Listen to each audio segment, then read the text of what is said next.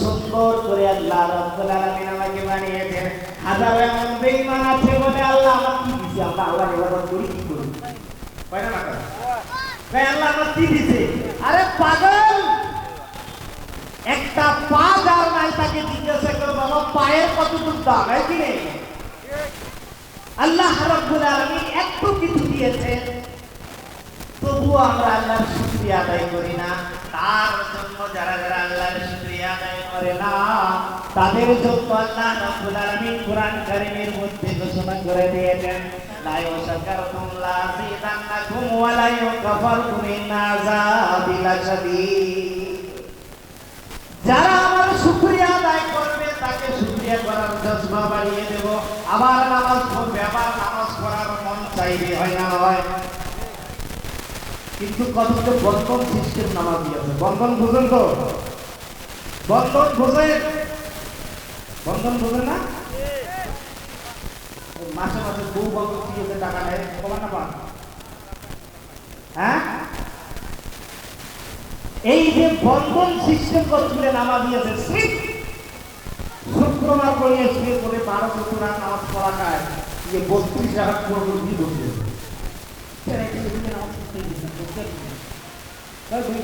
শুক্রবার নামাজ পড়ে শুয়ে আসলে একবারে পা এমন আমার যদি ইমান থাকে এটাকে কেমন অভিমান বলেন আপনারা? আমি আপনাদের সামনে কোরআন থেকে একটি আয়াত তেলাওয়াত করেছি, তাই কি নেই?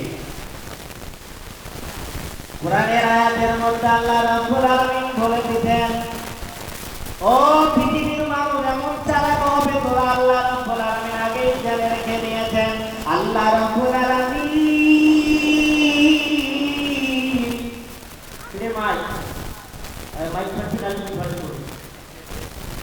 আমার আল্লাহ রাব্বুল আলামিন কোরআন কারীমের মধ্যে ঘোষণা করে দিয়েছেন, আইনামা তাকুনু ইউদরিকুমুল মাউত ওয়া লাউ কুনতুম ফি বুরুজিন মুসাইয়াদা। যে পৃথিবীর মানুষ বউ থেকে ভেঙে ভেঙে যেখানে যাও না কেন, বউ থেকে বাঁধার জন্য 5 তলা অট্টালিকা বানাও না কেন, সেই অট্টালিকার ভিতরে যদি একটা সীসা লাগাও, সীসার ভিতরে যদি শুয়ে থাকো, সেখানে কি বউ তোমার পৌঁছবে না?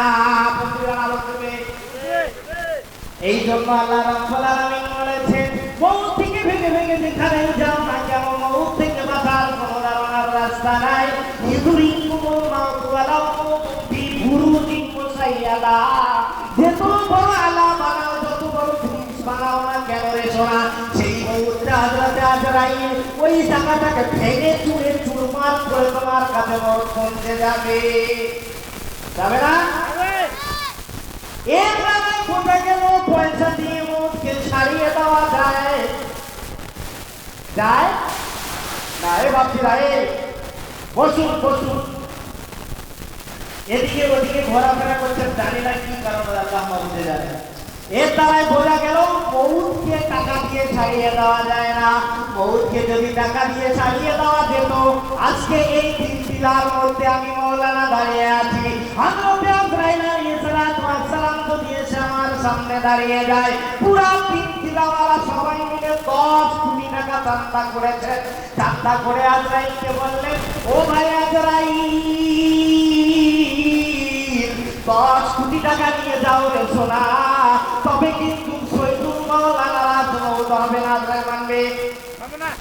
মানবে?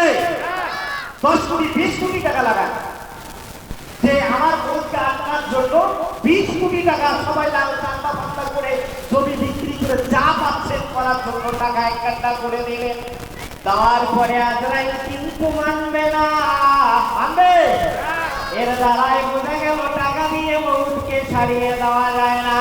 ও তিন টিলার মা বোনেরা, কান খুলে শুনে রেখে দাও রে সোনা, টাকা দিয়ে যদি মৌতকে পিছিয়ে দেওয়া যেত রে সোনা, আমার মনে হয় আজকের দিনেও ভারতের মধ্যে মহাত্মা গান্ধী জিন্দা থাকতেন কি থাকতেন না?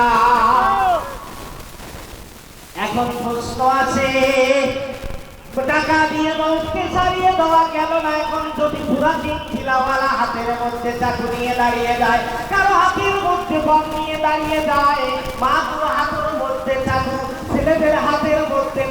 দাঁড়িয়ে আছে। আচানক এমন অবস্থা হয়ে গেল, আমার কাছে আজরাইল এসে পৌঁছে গেল। আজরাইলকে বলবেন, ও আজরাইল, মওলানার মৌত নেওয়া হবে না। যদি মওলানার মৌত নাও, তোমার পাটা ফাটিয়ে দেওয়া হবে, মানবে?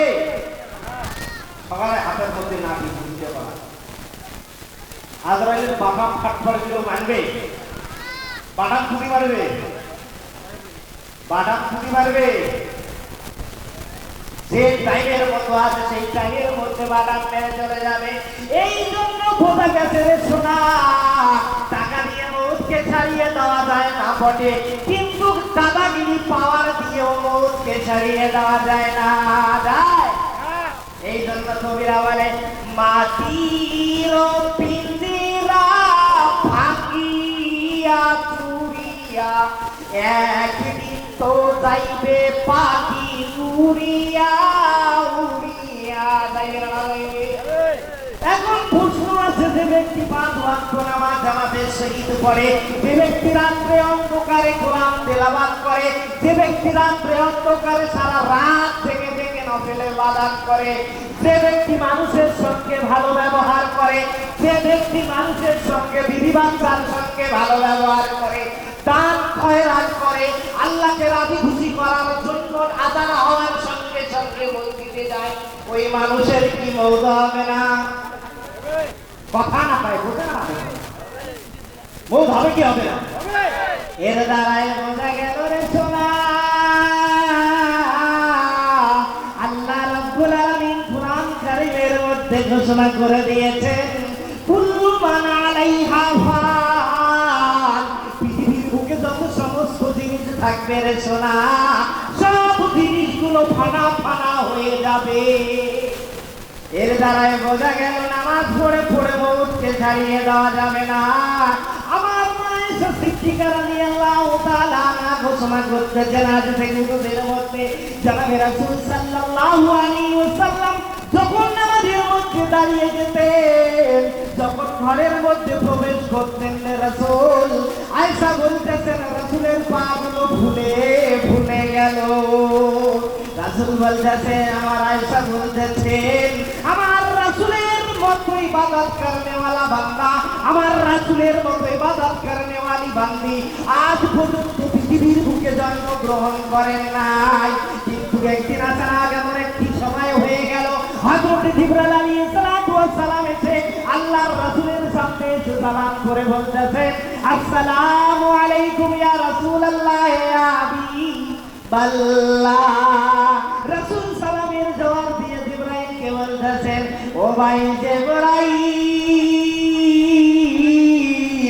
এতদিন তুমি আমার সঙ্গে মোলাকাত করেছিলে রে সোনা, এতদিন তুমি কতবার সালাম করেছিলে রে সোনা, আজকের সালামের আওয়াজটা কেন তোমার কাছে থেকে আমাকে আজীব ধরনের লাগতেছে? জিবরাইল আলাইহিস সালাতু ওয়াস সালাম বলতেছেন, ওগো আল্লাহর রাসূল, আপনাকে আজকে এমন একজন ব্যক্তির সঙ্গে মোলাকাত করিয়ে দেব, যার সঙ্গে মোলাকাতের আগে আপনার জীবনেও কোনোদিন হয় নাই গো আল্লাহর রাসূল। বিশ্বনবী বলতেছেন, জিবরাইল, বলে দাও সেই কোন ওই ব্যক্তি যার সঙ্গে আমার জীবনে মোলাকাত হয় নাই গো জিবরাইল, তুমি তাড়াতাড়ি বলে দাও। হযরতে জিবরাইল আলাইহিস সালাম কি করলেন, একটু জায়গা ছাড়িয়ে গেলেন, যাওয়ার পরে জিবরাইলের পিছনে একজন ব্যক্তি দাঁড়িয়ে আছে, বড় বড় মোচ, বড় বড় হাত, নখগুলো এত বড় বড় বড় বড়, চোখ কালা মাসালের মতো দেখতে, যার নাম হচ্ছে হযরতে আজরাইল আলাইহিস সালাতু ওয়াস সালাম। রাসূলের পিছনে হযরতে আজরাইল আলাইহিস সালাতু ওয়াস সালাম দাঁড়িয়ে আছে। আজরাইল বলতেছেন, আসসালামু আলাইকুম ইয়া রাসূলুল্লাহ ইয়া হাবিবাল্লাহ, আল্লাহ রাব্বুল আলামিন আপনার কাছ থেকে জান কাবাজ করার জন্য ইজাজত চাইতেছে। জোরে বলুন। শেষ করে দেবো নাকি? শেষ করে দেবো? আরে মাই, হযরত জিবরাইল আলাইহিস সালামের পিছনে আজরাইল দাঁড়িয়ে আছে। রাসূল বলতেছেন, ও ভাই আজরাইল, বলো রে সোনা তুমি কি বলতে চাও আমাকে সাফ সাফ করে বলে দাও। রাসূলের এমন অবস্থা দেখে আজরাইলের চোখ দিয়ে ঝরঝর করে পানি পড়ে আর বলতেছেন ও আল্লাহর নবী,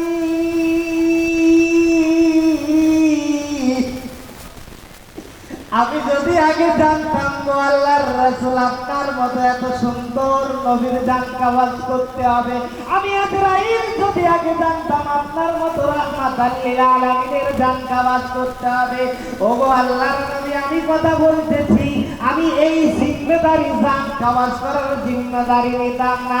রাসূল বললেন আজরাইল তুমি আলাই বালাই কথা বলো না, তুমি কি করতে চাও তাড়াতাড়ি আমাকে সে কথাটা বলে দাও রে আজরাইল।